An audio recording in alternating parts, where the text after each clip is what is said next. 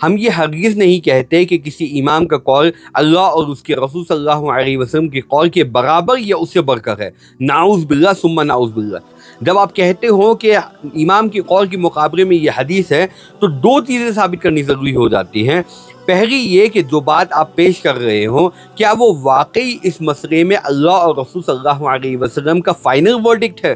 Final حکم ہے۔ دوسری بات یہ کہ امام نے جو بات کہی ہے کیا وہ بات واقعتاً اس حدیث کے خلاف ہے۔ اور یہ دونوں چیزیں صرف حدیث کا ٹرانسلیشن پڑھ لینے سے ثابت نہیں ہوتی، اس کے لیے استدلال بھی چاہیے، اصول بھی چاہیے، ناسخ و منسوخ کا علم بھی چاہیے، عام ہے کہ خاص ہے، مطلق ہے کہ مقید ہے، ترجیح کے اصول ہے، روایات کو جمع کرنا ہے، ان کی کانٹیکس کو سمجھنا ہے، صحابہ کے فہم کو دیکھنا ہے، سلف کے عمل کو دیکھنا ہے، وغیرہ وغیرہ، ان سب کو دیکھنا پڑتا ہے۔ تو عام آدمی ان دونوں چیزوں کا اہل نہیں ہوتا، وہ یہ فیصلہ کیسے کرے گا کہ حدیث اس مسئلے میں فائنل دلیل ہے یا نہیں، اور میرے امام کا قول واقعی اس کے خلاف ہے کہ نہیں۔ اگر وہ آپ کی بات کو دلیل سمجھ کر مان رہا ہے تو مسئلہ پھر بھی باقی ہے کہ وہ خود استدلال کی اہلیت نہیں رکھتا، پھر اس کی سمجھ کو اور اس کی قبول کر لینے کو معیار کیسے بنایا جائے۔ اور اگر آپ یہ کہیں ہاں اسے سمجھ میں نہیں آتی لیکن ہم تو اس سے کہہ رہے ہیں نا، ہم اس کو سمجھا رہے، تو اگر وہ بغیر سمجھے صرف آپ کے کہنے پر مان رہے ہیں تو پھر وہ امام کی تقریر چھوڑ کر آپ کی تقریر کر رہا ہے۔